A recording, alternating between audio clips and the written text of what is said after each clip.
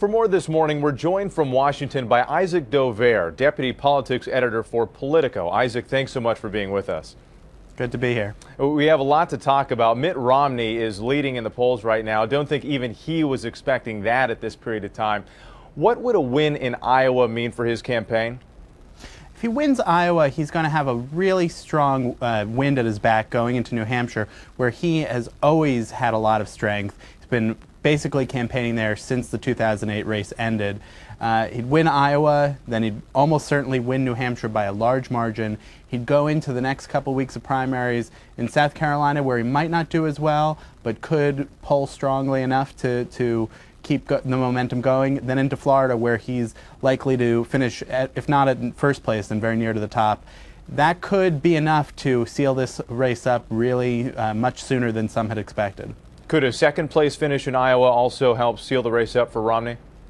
Well, it depends how far back he is, and it depends who's in first place and who's in third place. But doing even a close second or a pretty high second might be good enough to also give him that win going into New Hampshire and the rest of the race. Let's talk about Ron Paul for a second, and he's always a very interesting candidate, but he was at the top of the polls, but he's been fielding these ruthless attacks from his opponents and Republican rivals. Can he sustain this momentum that he's had? Well, Ron Paul has a very strong, committed base of supporters who are going to be with him no matter what. They're very organized in Iowa. That could be very, very important going into the caucuses, which are really an organizational effort. He will, no doubt, do very well in the caucuses. The question is does he come in first? Does he come in second? Maybe does he come in third? And then going to New Hampshire and the rest of the primaries, he's not going to have the same strength necessarily as he does in Iowa because of the differences in the electorate, but he will be a factor in this race for at least the next couple of weeks, and probably after that. He will not get out of this race until he is good and ready. He says what he believes, and he has people who are supporting him, both in terms of showing up to vote for him and opening their wallets for him. They're there to support him and make sure that he goes as far in this race as he wants to go. I think most people don't believe that he will be able to get the nomination, but he can be a factor for a long, long time. And his supporters are very enthusiastic. What do you make of this dispute between Ron Paul and Michelle Bachmann? This has just gotten really weird. Bachmann is accusing Paul of paying her state campaign chair to switch sides. It's really become a he said, she said, and it looks like somebody here isn't telling the truth. What in the world is going on there? Well, on Wednesday night, Ron Paul had an event, and at the beginning of the event, nobody was expecting it, including Ron Paul or Michelle Bachmann, but Michelle Bachmann's Iowa campaign chair, who's a state senator in Iowa, showed up and said that he was switching over and joining the Paul campaign. He was followed by the political director of Bachmann's campaign, who was fired from the campaign. It's a lot of strange stuff going on, but it does speak to the lack of momentum that Bachmann has and how she's been basically falling since her high in August when she won the straw poll back in Ames. Paul has been really surging in momentum, a lot of excitement around him.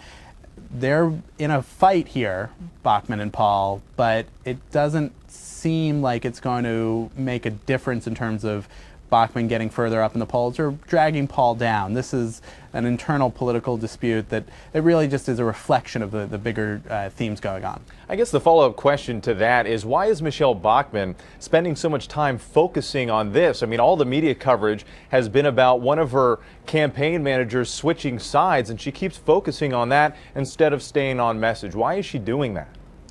Well, she is someone who likes a good fight. She's, throughout the campaign, gotten into a lot of fights that have done her well. It turns on her supporters. They like to see her going at people and pushing back when they feel that she's been pushed around herself.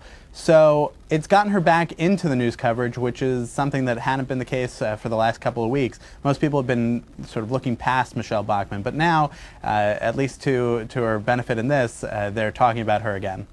Okay, well, we've seen many shifts in the polls here. Let's talk about Rick Santorum for a second. Out of nowhere, he's third in the latest Iowa poll. How did that happen? Well, it's not out of nowhere to Rick Santorum and the people who've been showing up for the last 5-6 months as he's been in Iowa almost nonstop campaigning. He's been there But I mean, he's had day a after day. double-digit jump in less than a month. I mean, really, he was considered, you watch all the debates, he was given maybe one question. He was kind of the guy out on the side that nobody was talking to, and suddenly he's in the mix.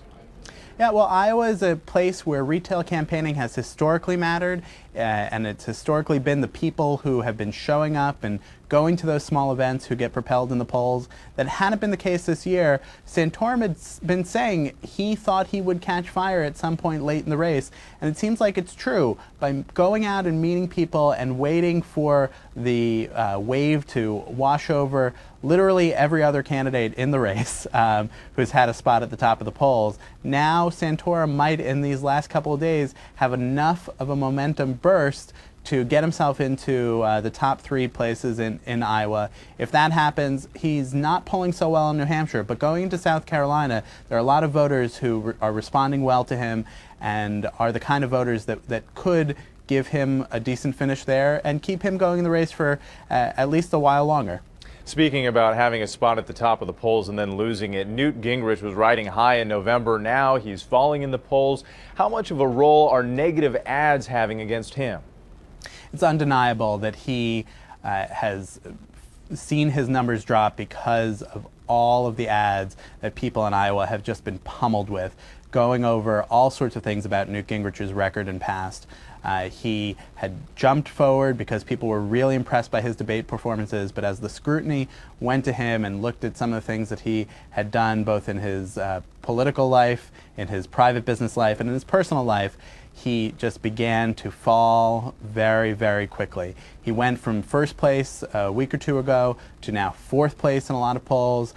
He is fighting to keep his campaign alive in Iowa next week. And if he doesn't finish well, then going into New Hampshire is going to be tough for him. He's got a bigger, stronger organizational operation in South Carolina, and he'd always thought that that would be his strong state. South Carolina has a history of every candidate that that's won the primary in South Carolina in recent Republican races has gone in to win the nomination.